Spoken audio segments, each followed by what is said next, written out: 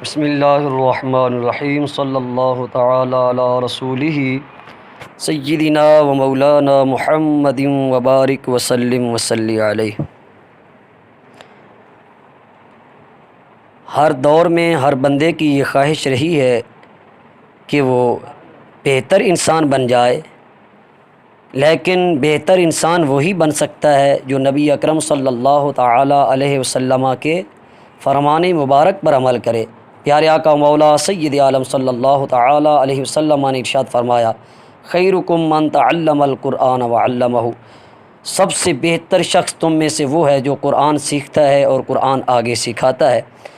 تو اب بہتر بننے کے لیے ضروری ہوگا کہ بندہ قرآن پاک کو سیکھے اور قرآن مقدس آگے سکھائے، تو جو سیکھتا ہے اللہ پاک اس کو بھی بہتر انسان بنا دیتا ہے، اور جو سیکھ کر آگے قرآن پاک سکھاتا رہتا ہے اللہ پاک اس کو بھی بہتر انسان بنا دیتا ہے۔